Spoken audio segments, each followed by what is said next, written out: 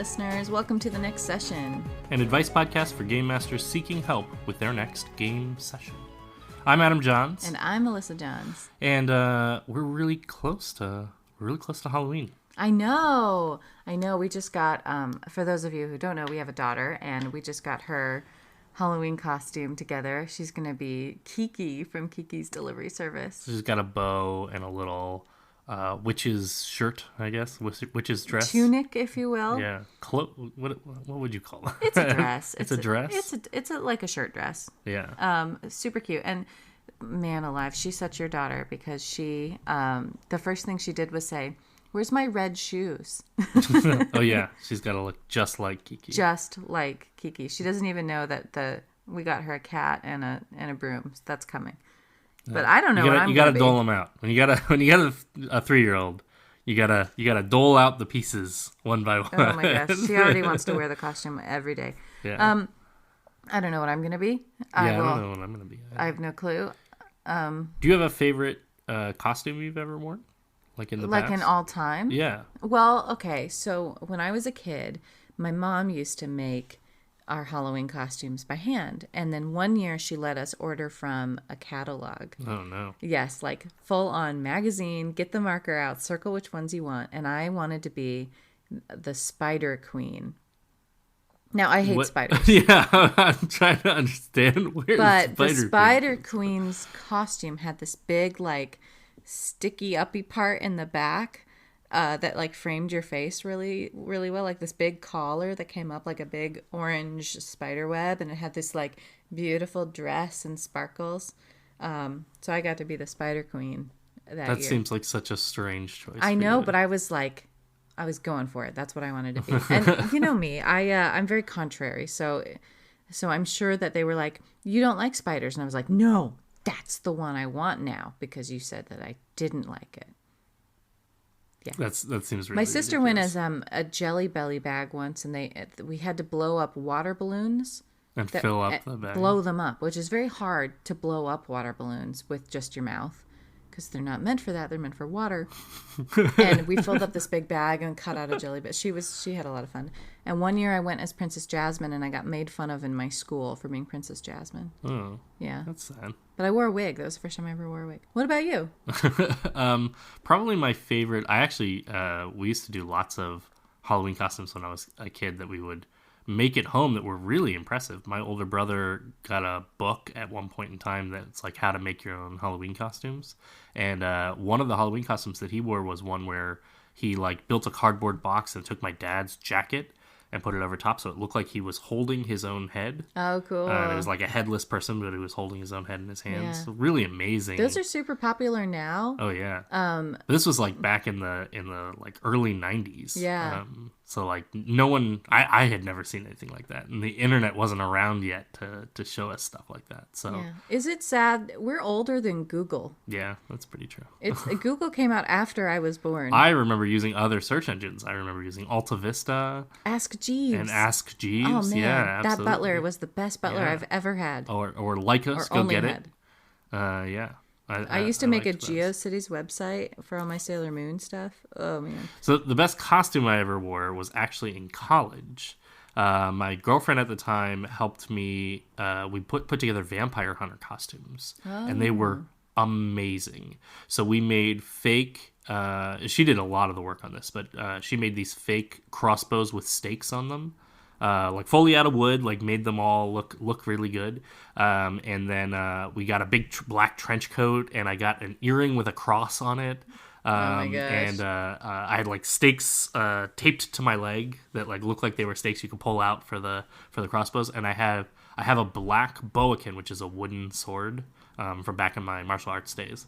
And so I made like a thing to attach it to the back of my cloak. And what was really cool about the whole outfit is I had all this equipment and stuff, but it was all hidden under the cloak.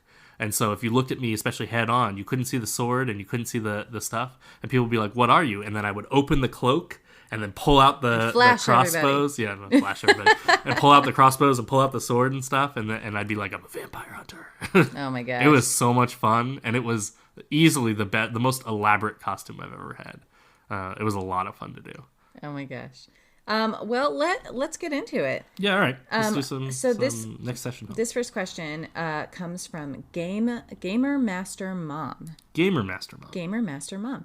Gamer Master Mom says, I have teens who I will not be able to let go do the regular fun things on Halloween, and so I've decided to run a one-off D&D campaign for them that night, possibly with some of their cousins who are part of our quarantine pod.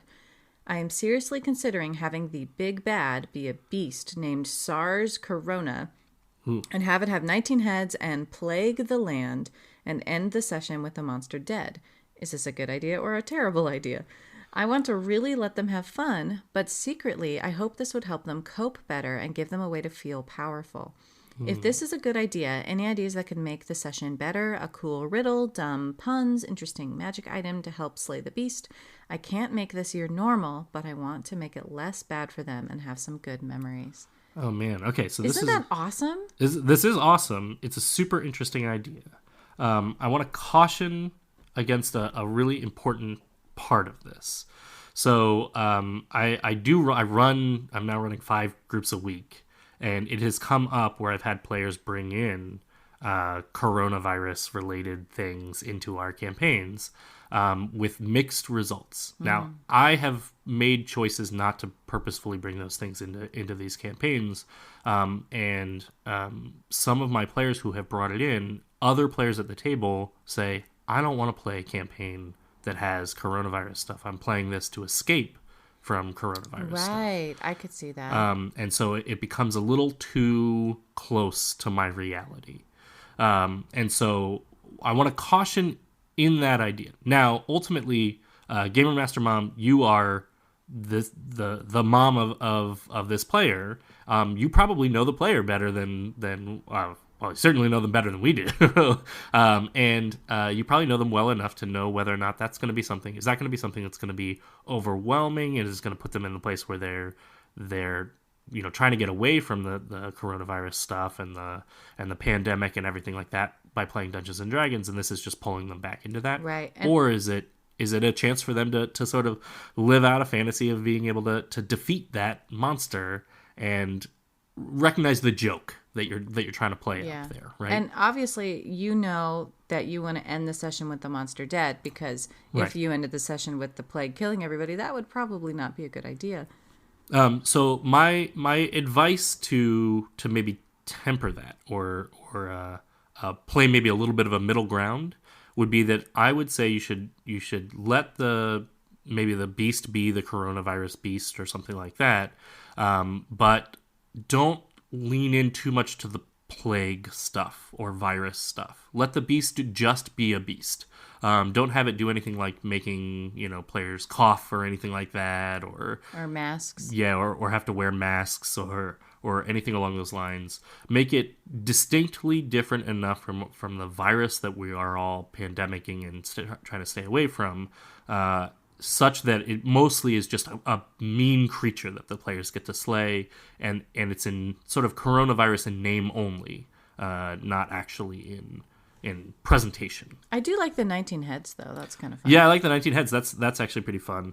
And you could say plague the land, but plague the land maybe is just it's going around and attacking people, and then kind of avoid the rest of the plague sense of that. That might be a good way to do it. Ultimately, I think it could be a really good idea. I think this has the potential to be a really fun campaign, and if you think your players can poke fun the same way that you're hoping to poke fun at the pandemic stuff, then I think they would have a great time jumping in and making puns and kind of making fun of what's going on and doing it through the veil and the guise of the game. Now, would you go a step further? Because you could even make it set on Halloween night or Hallows Eve, or make it a holiday in the game that these players' heroes have to go save the town from this beast so that the kids can go trick-or-treating. Is that too much?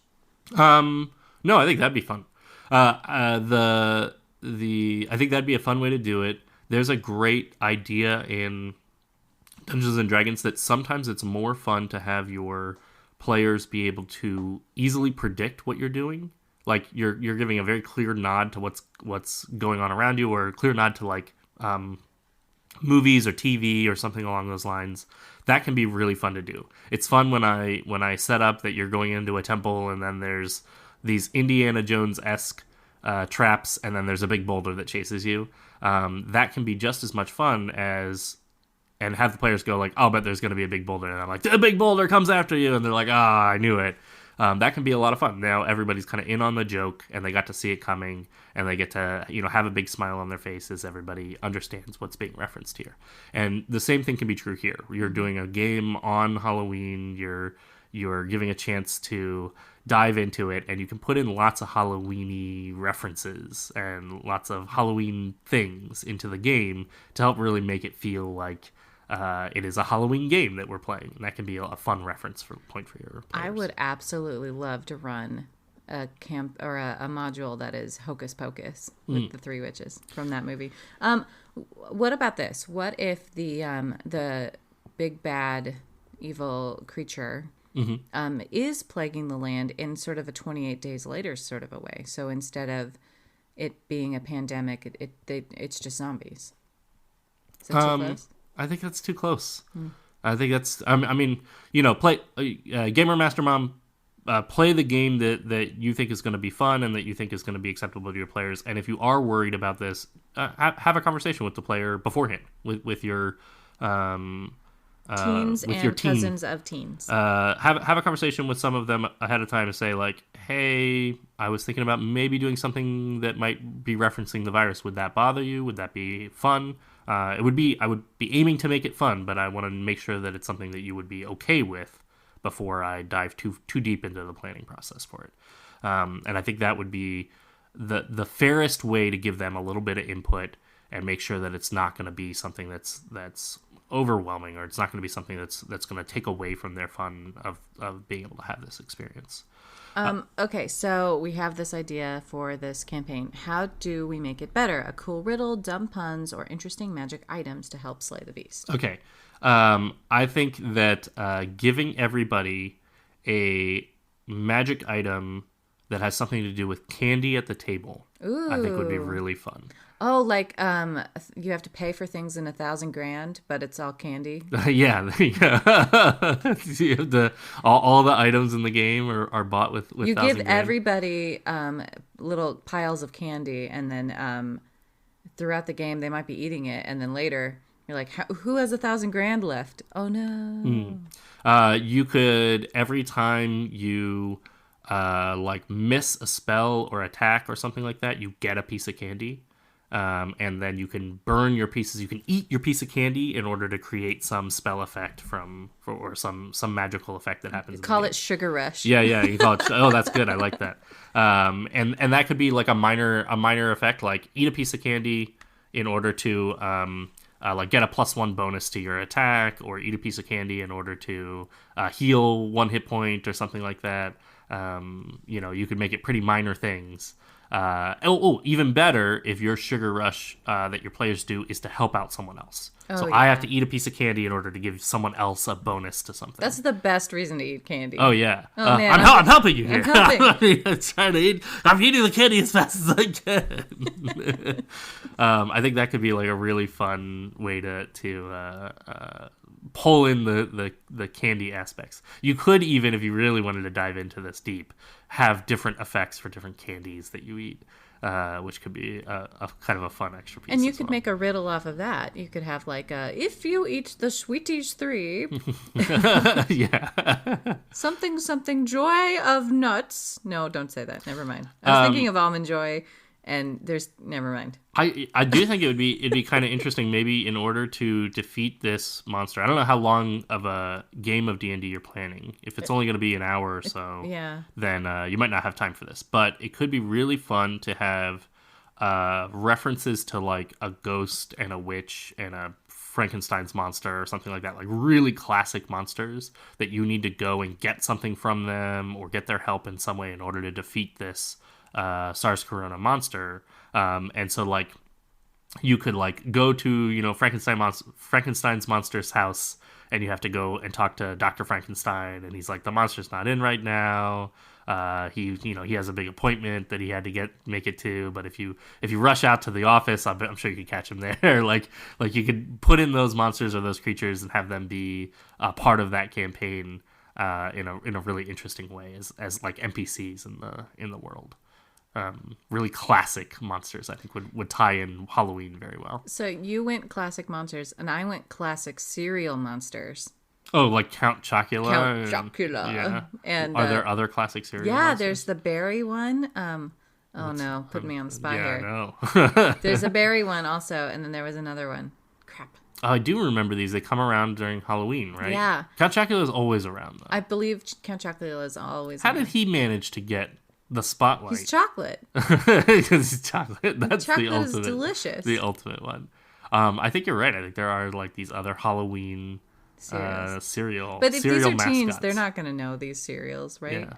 No, probably not. Probably not. Okay, so let's talk an interesting magic item to help slay the beast. We've talked about candy a lot, so I was thinking like a pumpkin jack-o'-lantern, a smashed jack-o'-lantern that like is reforged into a pumpkin blade. Or Pumpkin blade is pretty good. it's pretty fun, right? Yeah, I was wondering. I like that a lot better. I was actually trying to think of like things like related to coronavirus, but I like it a lot better that it's a Halloween thing that you need in order to defeat this. It's wrapped. A mummy's wrappings. Oh, that's pretty good. Oh, why don't we make it a part of the references to the other like classic monsters, right? You have to go to the classic monsters to like, forge to forge the weapon. blade. Yeah. Yes. So you could have the handle. The handle of the blade is a mummy wrapped handle, and then the hilt of the blade is the bolts from Frankenstein's neck. Yes. Frankenstein's monster's neck. Yes. And then this blade itself is a ghost blade. Blade. That's like semi-transparent. Oh, that's and kind of forged from the. That reminds me of the black lightsaber blade from oh sure, yeah, from Star Wars, Clone Wars. Yeah.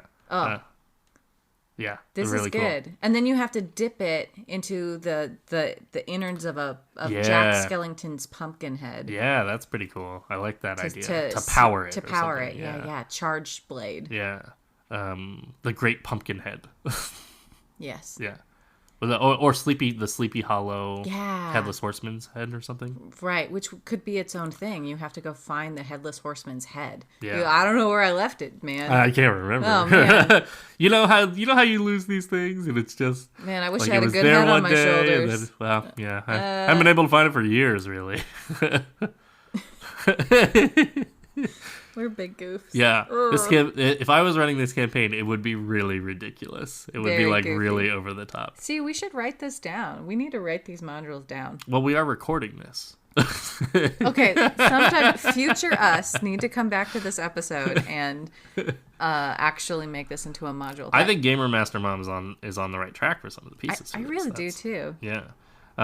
So I say there's a lot of potential here. I don't know about dumb puns. What would be like some really You're the fun... king of dumb puns. Yeah, I feel like the puns should be like candy or Halloween related puns, but you're already putting it into like a Halloween related place.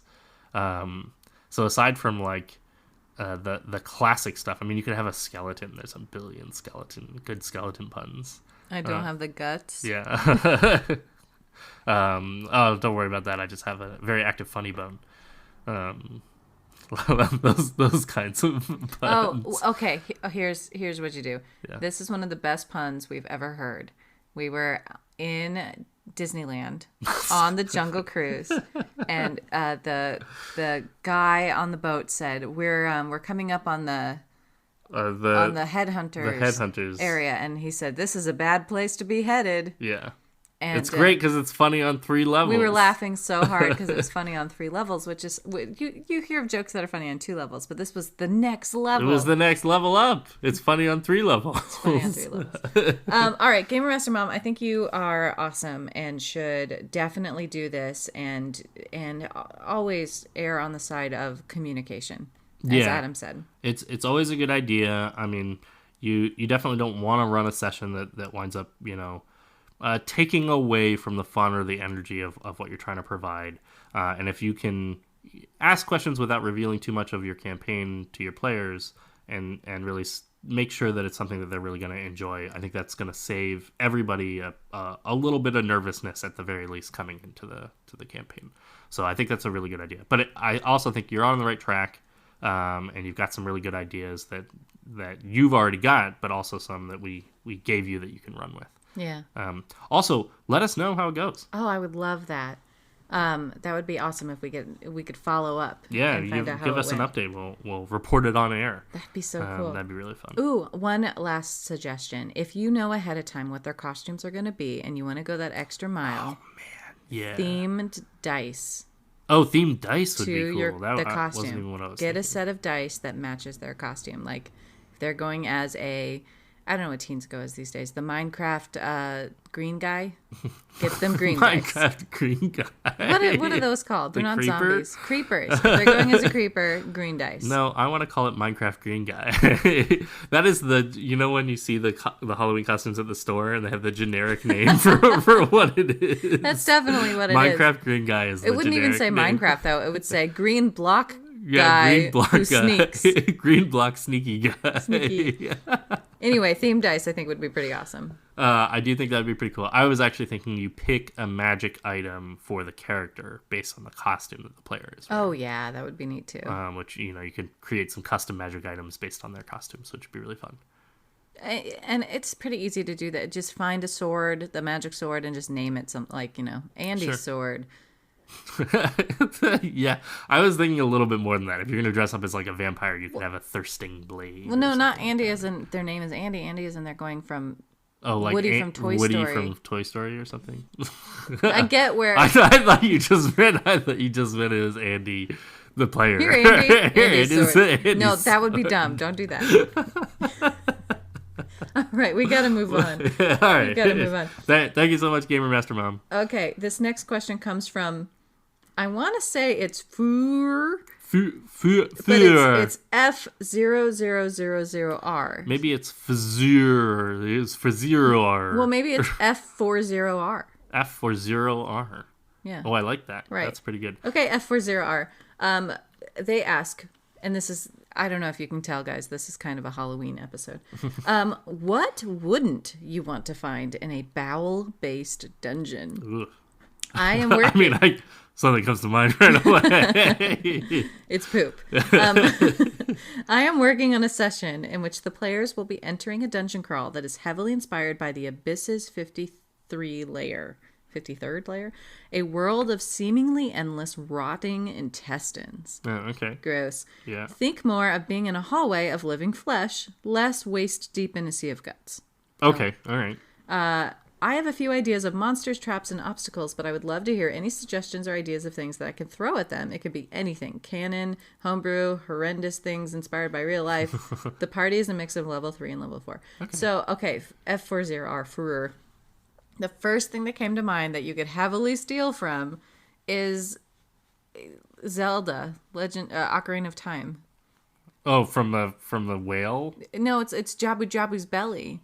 You're a kid Link, and you go inside Jabu Jabu's belly, and there's all these, he has a stomach ache or something, so there's these electric floating jellyfish that are annoying, and there's all these tentacle things that block your way, and you have to run back and find the switch for it, and fight a tentacle over here to get it to go away from that hallway over there. Oh, sure. And in the Master Edition, there's cows. I don't know if you knew this. Yeah, you knew this, but I knew this. I don't know if you, the listener, knew this. But in the Master Quest Edition, there's cows, and some of the cows you have to hit with your slingshot to make it. To make it do stuff. And they'll moo at you. Yeah, It's and very they'll moo at you. strange. It's so weird.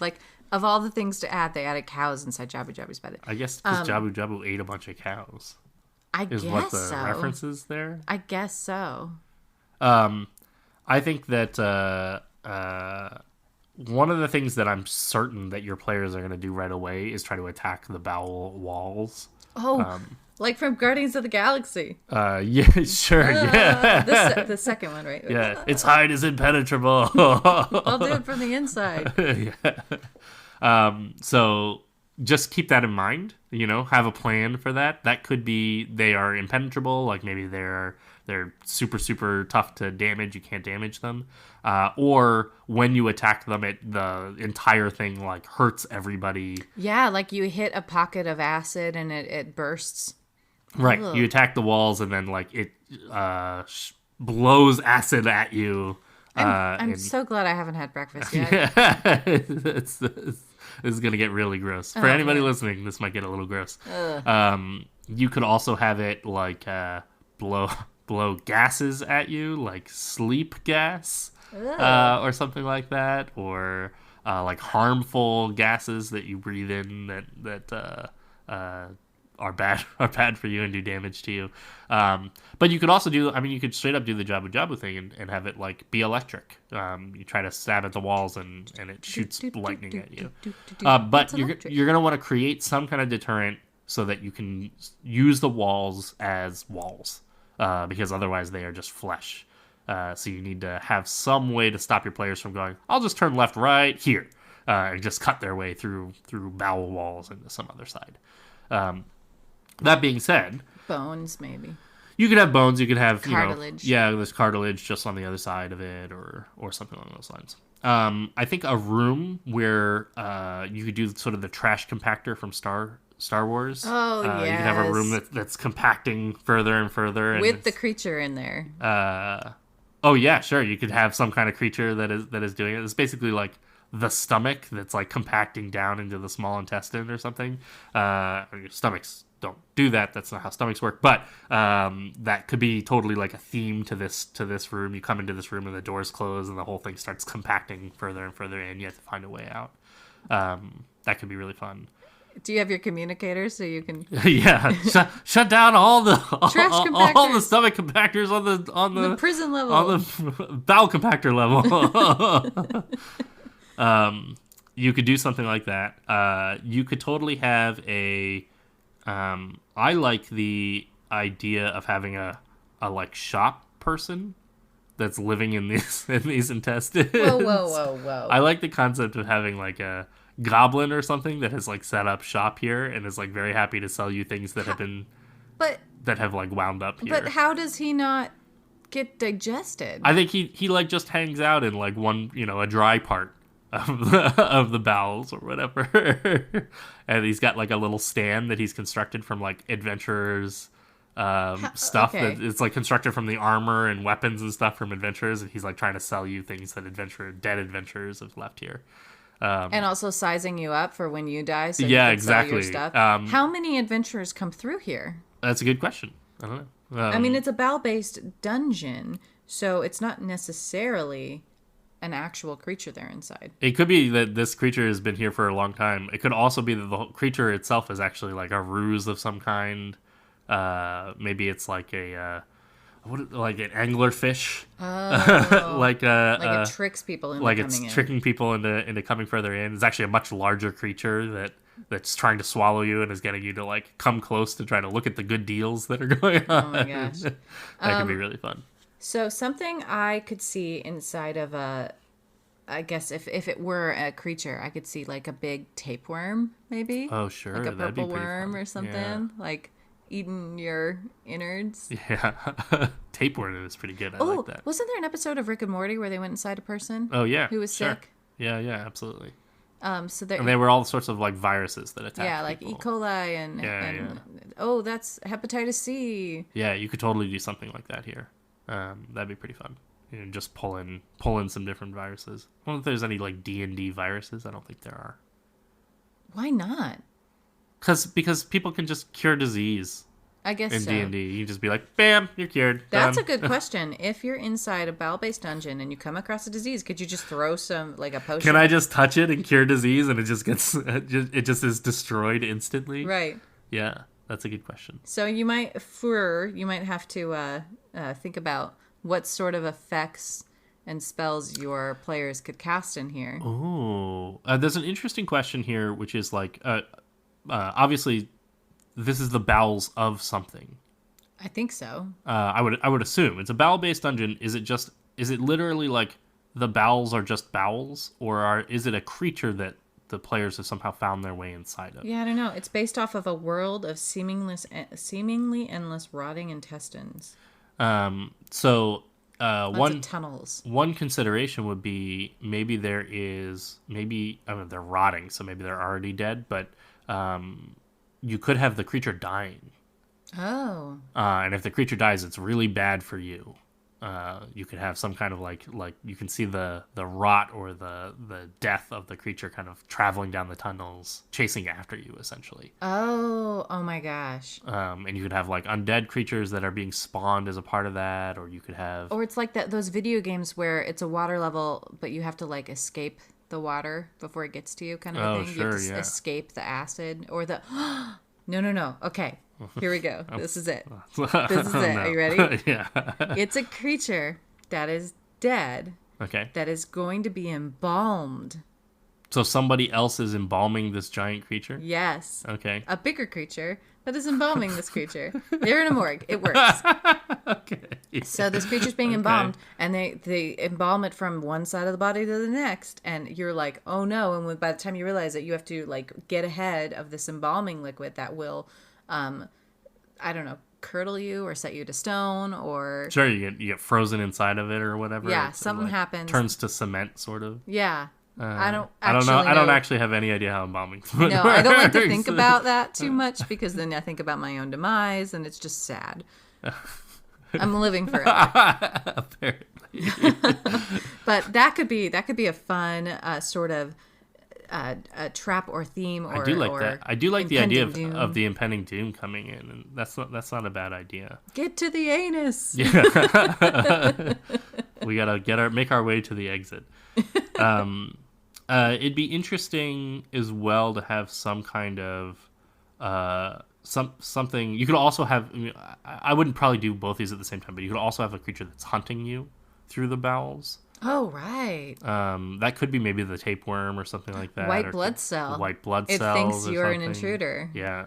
Not like it's doing its job everywhere else. Depending on how goofy you want to get, maybe it's swallowed like an antacid or something like that, and that's like some kind of creature that's chasing after you. Now it's just Osmosis Jones. I know. Now we're just doing Osmosis Jones. It's great.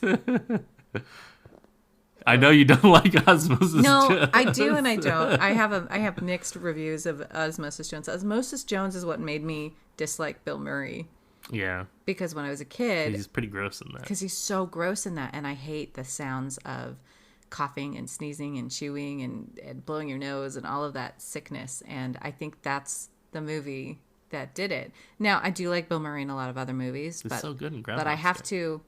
I've never seen Groundhog's Day. Yeah. Groundhog Day? Groundhog's Day? I think it's Groundhog Day. Well, it'll repeat again, so... Well, I'll find out the next time. You'll try when it comes around again.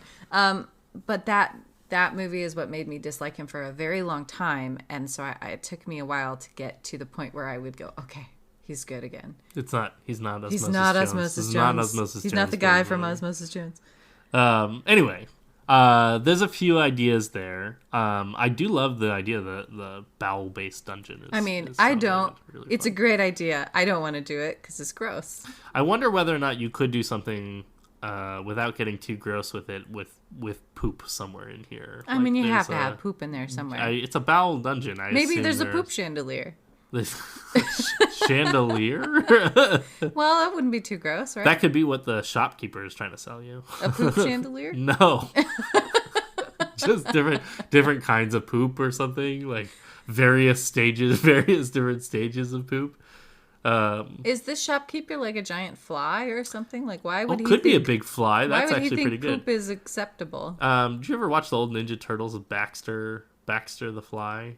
Well, the Ninja Turtle cartoons, there was a bad guy that was Baxter. He was a fly. I watched some of them, but I didn't watch all of them. And he would go like, and he had like a fly based communication kind of accent.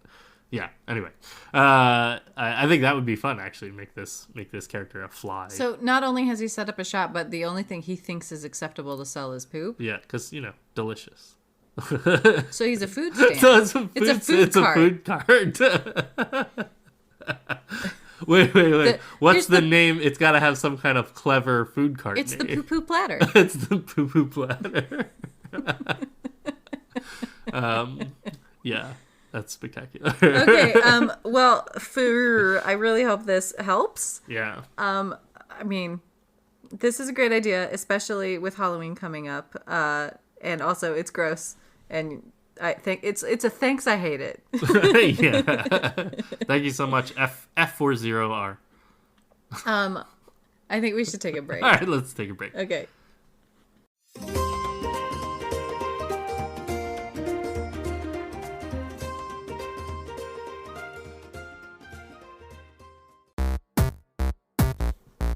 Hey, it's us again. Adam and I get asked all the time how we make our podcast, and the answer is simple. We use Anchor. Anchor is a free creation tool that allows you to record and edit your podcast right from your phone or computer. Then, Anchor will distribute your podcast for you so it can be heard on Spotify, Apple Podcasts, and all the places that you listen to us. You can also make money from your podcast too, with no minimum listenership required. It's everything you need to make a podcast all in one place. Make sure to download the free Anchor app, or you can go to anchor.fm to get started.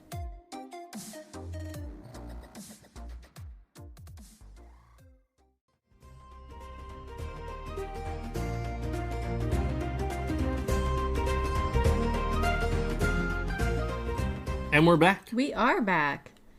That was such a great break. What'd you do? I created an entire table from scratch. I cut down the tree and then cut it and sanded it. It's like a really nice sandalwood. I actually don't know anything about wood. What is that, a table for ants? Yes, it's the size of a sandal. It's a sandal table. It's like, one of those foot lamps. Boot lamp or whatever. It's similar to that. We'll have to talk about that looks on like our sandal. Christmas episode. Yeah, there you boot go. lamp. Yeah. When we come around to that. Let's move on to Ask a GM. This is from, I do not know how to say this, Mochi Coco? Mochi Coco. Or Mochik Oko. I think Mochi Coco. Mochi Coco. I like that. Mochi Coco asks, what's in a golem? As part of an adventure, I would like to give the party the opportunity to construct a clay golem. Per the DMG, Dungeon Master's Guide, they will need a manual of golems, 30 days construction time, and 65,000 gold pieces in materials. What are those materials? Please give me your ideas. Thanks. That's an interesting idea. So you could go with the Full Metal Alchemist kind of theme of this. That what goes into a golem is like the same literal materials that make up like a human body. It's like a certain amount of salt and a certain amount of like phosphorus. I thought you meant they had to go like hunting for organs. Oh no! Like literally like the base components of the base elements that make up like the human body by weight. Which would be kind of an interesting way to go. But what's cool about that is that Full Metal Alchemist, I'm sure this would be easy to look up. Full Metal Alchemist actually has those list of ingredients because they talk about it in the show. So you could totally pull together like a list of ingredients. But I don't think anything in it is particularly expensive. Yeah, why would it be so expensive? I was thinking maybe they have to go to a particular forge to forge a golem, and they have to like pay the manufacturing. It sounds like they're kind of doing it on their own, though. But I do like the idea that maybe they need to gather these materials from like other people who normally make golems or something like that. Some of it might be easier to get from somebody who like already put it together than it is to like build all of the pieces yourself. Like you might need a golem's heart or something, and a golem's heart is made from the deep fires of some mountain and made using these other materials. Or you can buy one from the golem heart guy. Get your golem hearts. Get your golem hearts. Looking for a golem heart? I got your golem hearts here. You want a big heart? You want a little heart? What kind of heart do you need? What kind of golem? Yeah. Clay golem, rock golem. Yeah. Well, okay. I like maybe it is a clay golem, right? So maybe this clay golem has to be powered by like lightsabers, like crystals, Oh, okay. So maybe you have to find particular crystals to power like joints. So like they need an elbow crystal and a The liver elbow crystal. Let's go and get the elbow crystal. right. Well, I mean, it's not called the elbow crystal. It's a crystal that they have to put at the elbow and bury it into the clay. That's not a bad idea. You do it by location. I don't know if I like joint as much as I like maybe organs or something like that. You could get crystals that have to represent like important functions of the golem, right? A crystal for the brain and a crystal for the heart. and a Ooh, crystal the brain crystal has to be some sort of like blossoming crystal flower. Maybe like a fungus or something. Ooh, yeah. Yeah, brains seem kind of fungusy to me. They actually really look like walnuts. Oh yeah, like it could be a nut. How nutty do you want this golem to be? This is an Abby normal golem. Well, if you want a normal golem, I would go with walnut. But if you want one that's really wild, you go pistachio. Pistachio. I like that you thought of the same. Yeah. The same nut for wild nuts. Wild and crazy nuts. Whoa, there's a crazy golem. I do like the idea that there could be some choices here that might determine different aspects of your golem too. Do golems wear armor? I don't think so. They're just normally clay. Because I was thinking maybe some of that cost could come into the armor that you're putting the clay into. I suppose so. You have to you maybe have to carve the clay, or you have to like you have to get a mold. Yeah, Maybe like you a have to big clay go mold or to something. the golem mold guy and pick out the molds you We're want. just shopping for golem pieces now. Yeah. If the idea here is that it's $65,000 gold pieces, not dollars, in materials, are you offering the opportunity that the players can go and get those materials rather than buy them? So like, I need a golem heart, and those grow, a golem heart crystal, and those grow in a mountain nearby, and you can go get it yourself. Like, people sell them, but they're expensive. They're 30,000 GP. So you can go yourself and go farm your own golem crystal, but it's dangerous. And so you don't know what you're getting. Right. Because you don't know how to select the right kind of golem crystal or whatever. Right.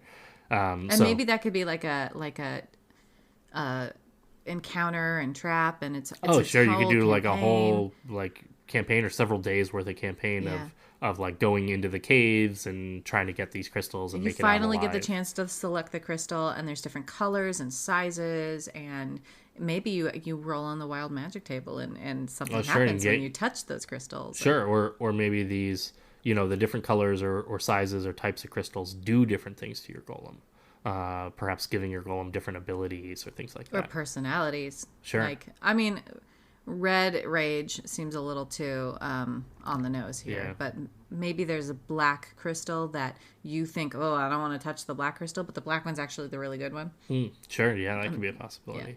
Yeah. And you can give the opportunity for your players to, like, try to figure that out, or maybe bring the crystals back to somebody who knows more about crystals and be like, what's this crystal going to be? Yeah, like there's some wizard who specializes in crystal color theory and has a laser device that when you shoot it through different colors of crystals, it will reveal what they do. So now you're farming for crystals instead of shopping for crystals. Right.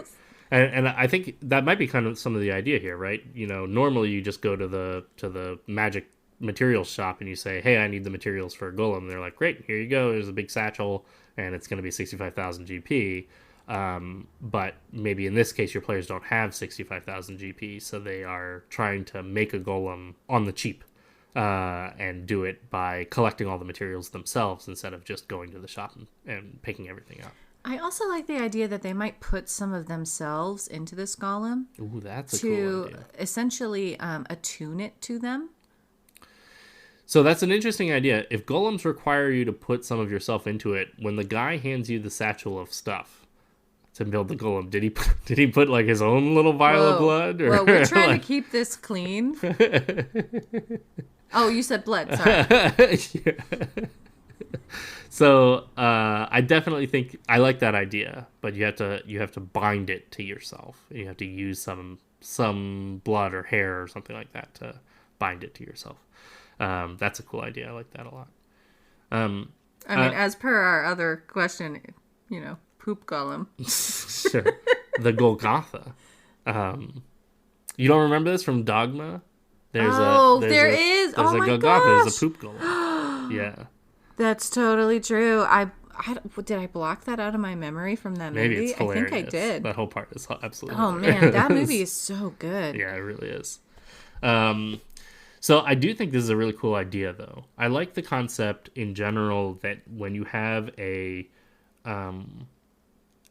powerful spell or a powerful sort of ritual, or especially like you're going to give the players a permanent effect, they really have to work for it. You have to do a whole adventure just to gain this thing. Or have them or have them give up something. Yeah, I do like the idea of giving something up. We've played in campaigns in the past of giving up things can mean a whole lot of different stuff. Keep in mind that you're in a world of magic. So giving up something could mean, you chop off your pinky finger and you hand it over. Or it could mean you give over your favorite sword. But it could also mean you give up a memory. Mm-hmm. Or you give up... You did a great one in a campaign to give up the color of your eyes. Yeah, which is fun because when your character used it, suddenly you had silver eyes, which is a neat... thing that you get to fold into your backstory if you ever use that character again. Right. And you could represent this in all sorts of different ways. If you are going to have players, in this just as across the board, if you ever have your players sacrifice something, one of the most important pieces to keep in mind is that you can't let the sacrifice be replaced immediately or be meaningless. Mm-hmm. Because if you are really going to ask players to have to sacrifice something in order to achieve something in the game, you can't let it just be something that they go, I sacrifice my, I sacrifice and I get a scar on my face. Or I lose my pinky finger, and then you just go, yep, and then we forget entirely about it by the next session. You have to bring it back up. You have to let it be a real effect in the game. If you're going to lose the color of your eyes, it should change the way people react to you. Yeah. If you're going to lose a memory, you should have a real conversation with the player about how does this change you as a player? Does this change your personality? Does this change who you are? Because you no longer have this memory that guides you. We talked about one of your players in your Psychology in Seattle game of losing their rage, mm-hmm. and how it took a while to gain that back again, and it came back differently. But the reason that felt more memorable is because it took a while. It took several sessions of this character not having their rage to draw upon. Right. And that's a really important piece. If somebody's going to give up their family heirloom sword, you can't just be like, great, well, there's another sword right over there. There you go. You need to create the space so that the sacrifice feels like a real sacrifice. Yeah, you go to reach for your sword and you remember it's not there anymore. How does that make you feel? Right. You have dreams of your father handing the sword over to you, and you remember how important this sword was to you, and you wake up and the sword's no longer there. Mm-hmm. That is the tie together that you need to have in order to make the sacrifice feel worthwhile. Anyway, I like the golem thing.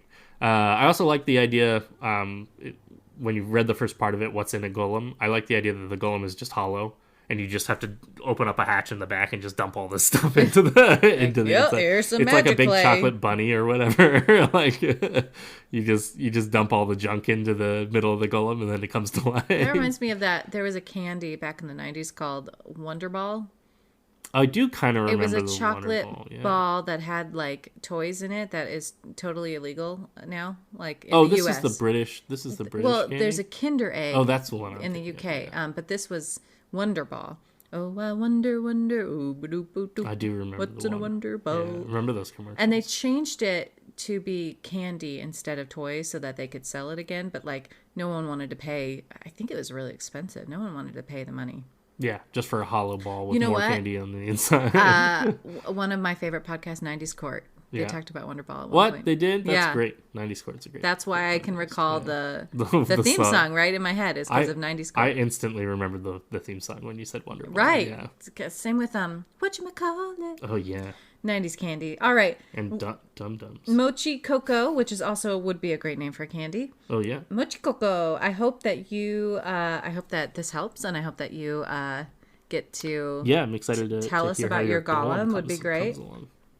I would love to know if it's just different colors of clay. Maybe it's a rainbow clay golem. Rainbow golem. That's great. Yeah. I like that. Let's move on to arguably the best. Maybe the best segment. The best segment. Yeah. Use that spell. Ba-da-ba-ba-bow. Use that spell. All right, I found a spell. This spell is a level 1 spell. Now, I realize that I have been doing like high level spells recently, so I wanted to go back to a lower level spell that like more people would have access to right away, which is why I found a level 1 spell. And this spell is called Grease. Ooh, I do like grease. Well, it's not grease lightning. It's just grease. Grease lightning. Grease. It's a conjuration level 1, casting time 1 action, range 60 feet, components VSM, a bit of pork rind or butter, apparently, to make it greasy. Duration 1 minute. And here is what it says. Slick grease covers the ground in a 10-foot square centered on a point within range and turns it into difficult terrain for the duration, which, again, is only 1 minute. When the grease appears, each creature standing in its area must succeed on a dexterity saving throw or fall prone.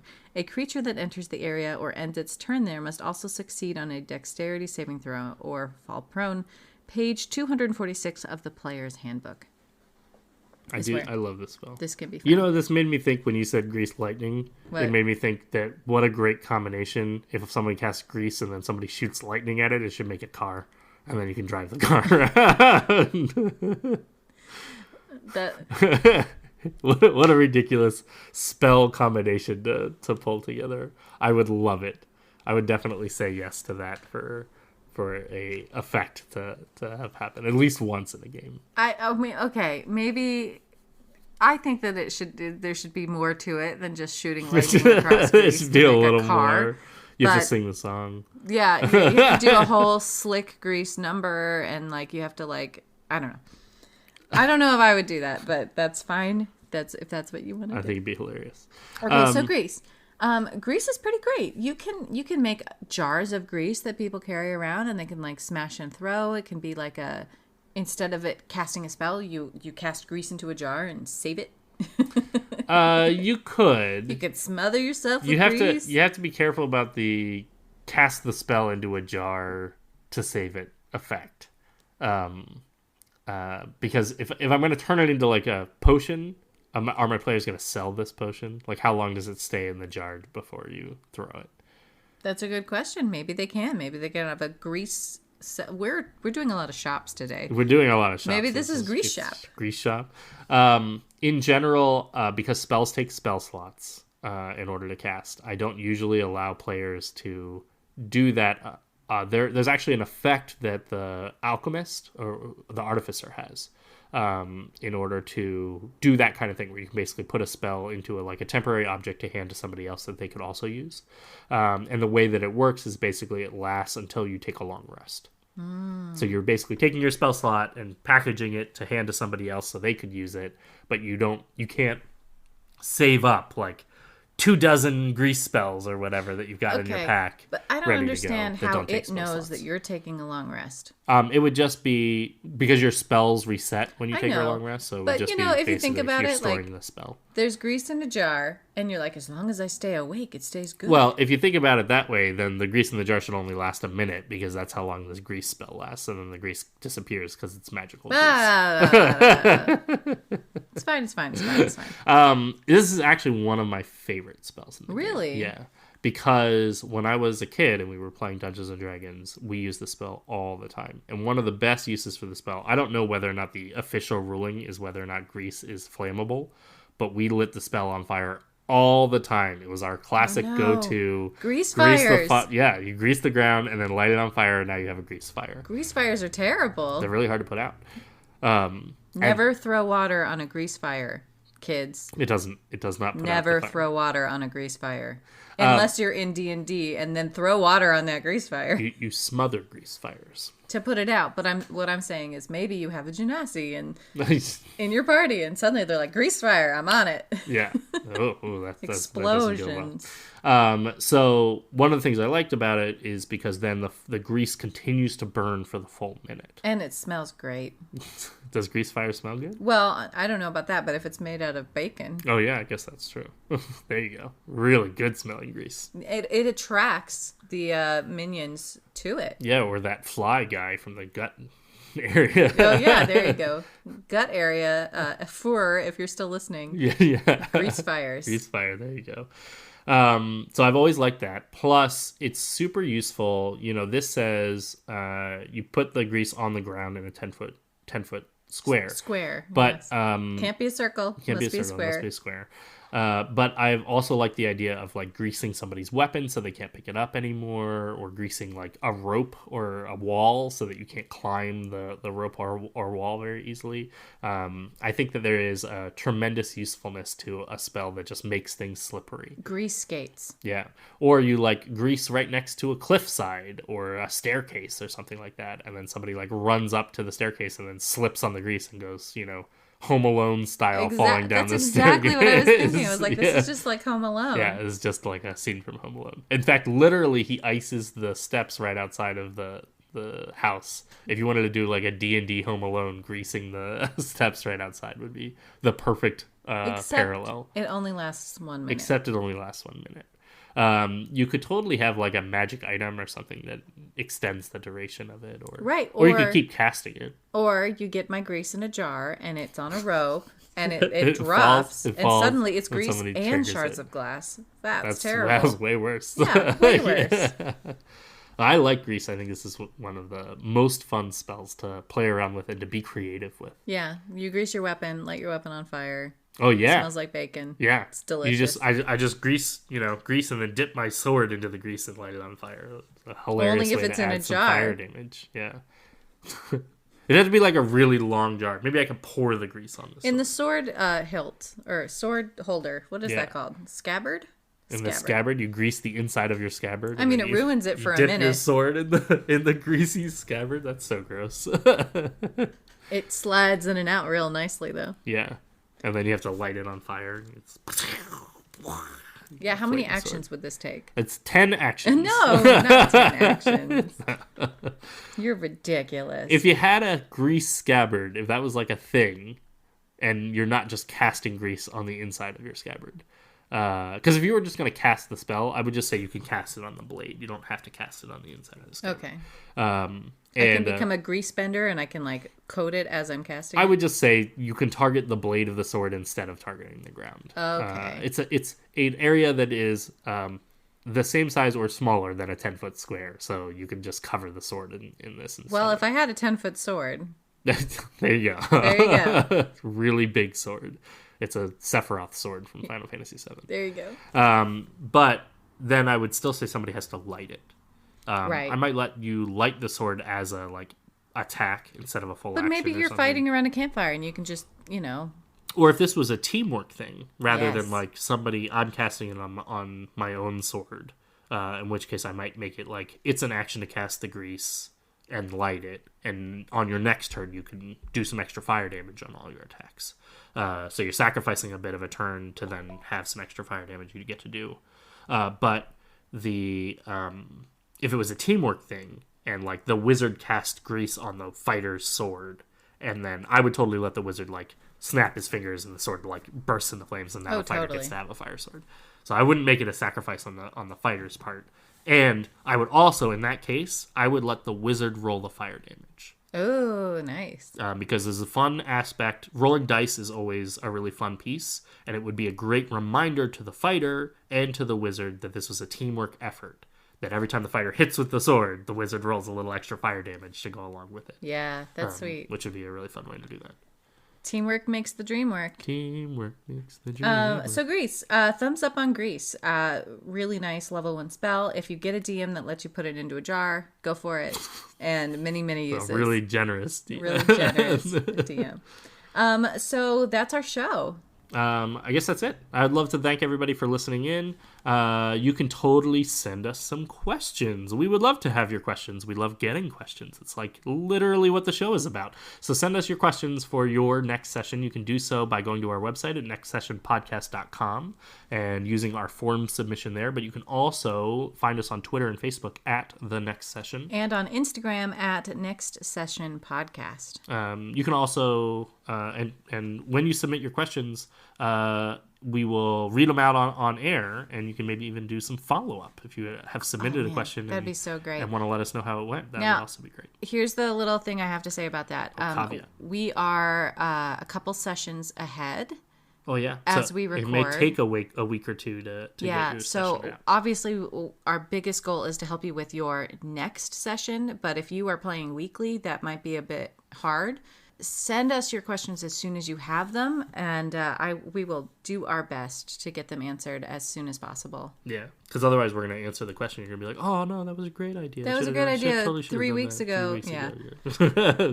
We'll do our best. We'll do our best. You can also put in the question urgency. It would also be tremendously helpful. We love doing this podcast. We really just do this for the fun of it, but it would be great if you could tell other people about the podcast. We would love to have more listeners, which means more interesting questions that get sent our way, which means more interesting questions we get to talk about on the podcast. And so you can also go to Apple Podcast is the one that has the ratings, so you can always rate 5 stars or drop us a comment. We'd love that. And if you can retweet the next session on Twitter or add us on Twitter and tell other people about us, that is always really appreciated. Yeah.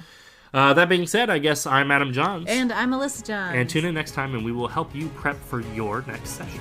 Thanks, everybody.